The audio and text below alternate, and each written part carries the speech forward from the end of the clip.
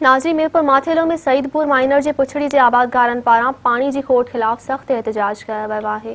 पेश आहे मोहम्मद कासिम कलवर जी ही रिपोर्ट। टिग माइनर जा आबादगार सख़्त एहतजाज करे रहिया आहिनि। ही रोड ते सरापा एहतजाज आहिनि। इन्हनि खे खरीफ़ जे हवाले सां पाणी न मिली सघियो आहे। टिग माइनर ऐं सईदपुर माइनर जेकी आहे उनखे पाणी न ॾिनो वियो आहे ऐं हिते पखा लॻाए करे एरीगेशन अमलदार रिश्वत करे खाई रहिया आहिनि ऐं ही एहतजाज करे रहिया आहिनि। अचो त हिन को वीचार वठूं वधीक हिन जो छा चवणु आहे। असीं पुछड़ी जा आबादगार आहियूं सईदपुर माइनर जा, जंहिंजी असांजे टेल जेको हिन टाइम पाणी न पुॻो आहे। हितां जा कुझु जेके बासर वॾेरा ज़मींदार ऐं एरीगेशन जा ऑफिसर जेके मिली करे SDO ऐं चेयरमैन दारोगा बेलदार मिली करे पैसा वठी असांजो पाणी चोरी करायो वञे पियो।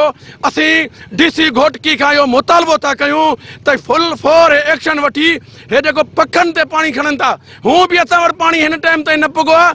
सारनि जे लाइ त मार मार लॻी पई आहे। DC जी पैसा फुटनि जे इन्हनि खां वठी करे कंपनियुनि खां मीटिंग कराए थो। जेके हिन टाइम एहतजाज कयूं पिया, ही रोड बंदि कयूं वेठा आहियूं। माइनर जा जेके पुछड़ी जा आबादगार आहियूं हिन टाइम ताईं असांजा उते जेको आहे मच्छी ऐं जेको माल खे पाणी पीअण जे लाइ न आहे। असां तमामु तकलीफ़ में आहियूं।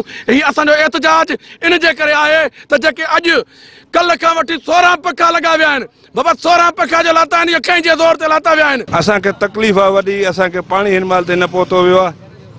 असांजो मुतालबो आहे त असांखे पान ते पाणी मिलियो वञे, खाटी थी वञे। असां तकलीफ़ आहे, असांखे तकलीफ़ ॾाढी आहे। जीअं त सॼी संगत हारी आबादगारनि जी मीटिंग आहे। जीअं त सॼे सईदपुर माइनर जा पुछड़ी जा आबादगार हिते बीठा आहिनि। हे धरणो हयूं बीठा आहिनि। महिरबानी करे असांखे पाणी ॾिनो वञे। असांजी रोज़ी रोटी जो मसइलो आहे ऐं असांजे बच्चनि जो रोज़गार आहे। असांजो इहो सॼो कुझु SDN सॼनि बंदि कयो वेठा आहिनि। महिरबानी करे असांजो पाणी खोलियो वञे। जीअं त असांजो इहो अर्ज़ु आहे त असां सईदपुर माइनर जा जेको पुछड़ी जा असां ज़मींदार आहियूं। हिन टाइम ताईं असांजे को बि पाणी न आयो आहे ऐं असां फुटी जो जेको न फसल न लाहे सघिया आहियूं ऐं असां तमामु जेको आहे न चऊं था मीडिया वारनि खे त असांजी जेके दाऊं आहिनि असांजूं ॿुधियूं आहिनि ऐं असांखे पाणी ॾिनो वञे। रहमान रहीम, असां सईदपुर माइनर जा आबादगार आहियूं। हिन टाइम असांजो फसल बि न थियो आहे। असांजी मच्छी बि लखनि रुपए जो नुक़सानु थी वियो आहे। असांखे पाणी बि न ॾिनो वियो आहे। जेको हिते हिन टाइम पुॻाऊं अची पखा बि लॻियल आहिनि।